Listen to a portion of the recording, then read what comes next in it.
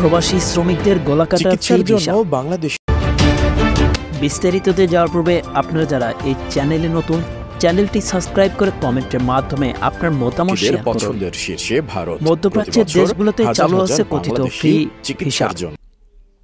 এই ভিসায় বিদেশে গিয়ে কর্মীরা যে কোনো ধরনের কাজ করার সুযোগ পেয়ে থাকেন, কিন্তু বর্তমানে প্রবাসী শ্রমিকদের গলাকাটা হয়ে দাঁড়িয়েছে এই ভিসা ফি।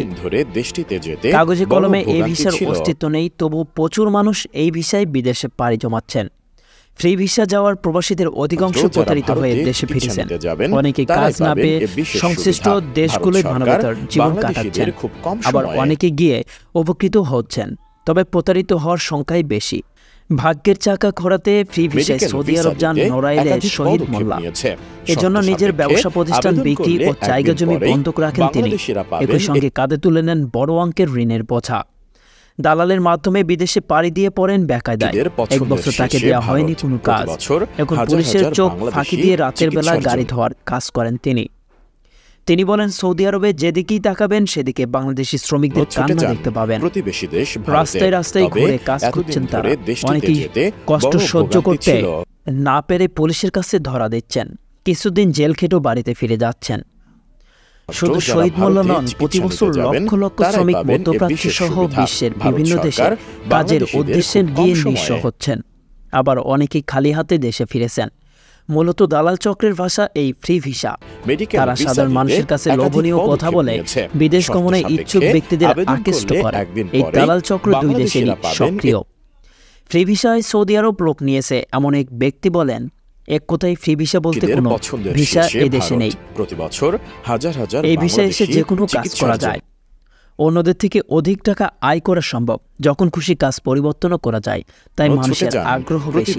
এই ভিসায় বিদেশে আসতে প্রায় 4.5 লক্ষ থেকে 5 লক্ষ টাকা খরচ হয়। প্রকৃতপক্ষে ফ্রি ভিসা কি, বিষয়টি সম্পর্কে সৌদি আরবের জিদান বিশ্ববিদ্যালয়ের শিক্ষক ও প্রবাসী এবং অভিবাসী বিষয়ক গবেষক ডক্টর হোসেন আহমেদ বলেন, সৌদি আরবে দীর্ঘদিন ধরে থাকা স্থানীয় অনেক বাংলাদেশি ভিসা কেনাবেচা করেন। ধরুন, একটি ফার্মাসিতে 2 জন কর্মী প্রয়োজন, কিন্তু সেই জায়গায় দালালদের প্রচারণায় নিয়োগকর্তা প্রতিষ্ঠানে প্রয়োজনে 2 জনের অধিক ভিসা ইস্যু করেন। পরে দালালদের সঙ্গে একটি মৌখিক চুক্তিতে নিয়োগকর্তা তাদের হাতে ভিসা তুলে দেন। তিনি আরো বলেন, ইস্যুকৃত ওই ভিসা বাংলাদেশের কিছু এজেন্সি বা দালালের কাছে বিক্রি করে। বাংলাদেশি দালালরা সেই ভিসায় সৌদিতে লোক পাঠায়। এই প্রক্রিয়ায় বিদেশ যাওয়ার পর প্রবাসীদের কাজ ছাড়াই থাকতে হয়। মূলত নিজের কাজ নিজেকে খুঁজতে হয়, অনেক সময় ঘরবন্দি থাকতে হয়। সৌদিতে এইরকম প্রবাসীর সংখ্যা এখন অনেক বেশি।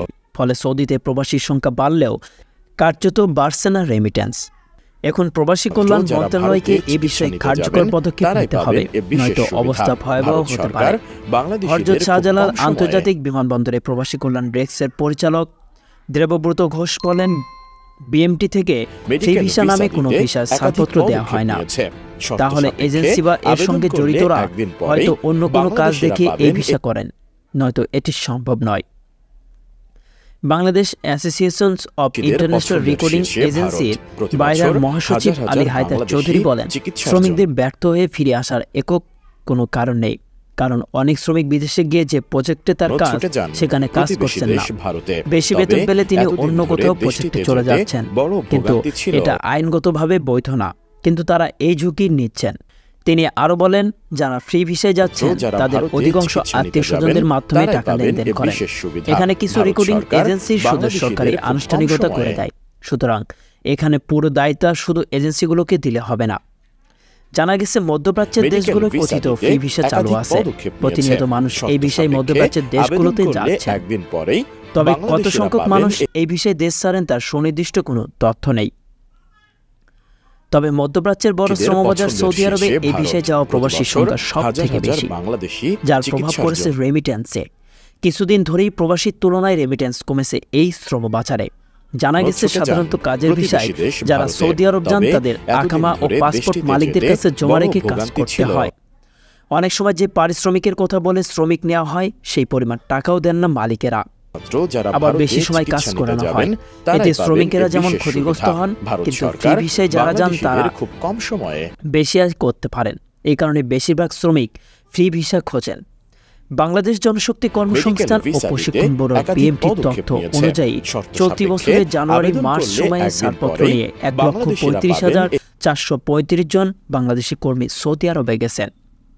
এর আগে 2023 সালে 4,97,474 জন, 2022 সালে 6,12,418 জন, 2021 সালে 4,57,227 জন এবং 2020 সালে 1,61,726 জন কর্মী দেশটিতে যান।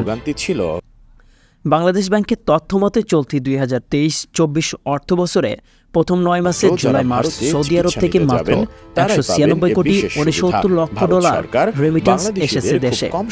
এর আগে 2022-23 অর্থ বছরে 376 কোটি 53 লক্ষ ডলার, 2021-22 অর্থ বছরে 454 কোটি 19 লক্ষ ডলার এবং 2020-21 অর্থ বছরে 572 কোটি 14 লক্ষ ডলার রেমিটেন্স আসে দেশটি থেকে। এতে প্রতি বছর ধারাবাহিকভাবে কমছে রেমিটেন্সের প্রবাহ। সংবাদের এ পর্যন্তই। পরবর্তী নিউজ আপডেট পেতে আমাদের সাথেই থাকুন। ধন্যবাদ। চিকিৎসা নিতে যাবেন তারাই পাবেন এ বিশেষ সুবিধা। ভারত সরকার বাংলাদেশিদের খুব কম সময়ে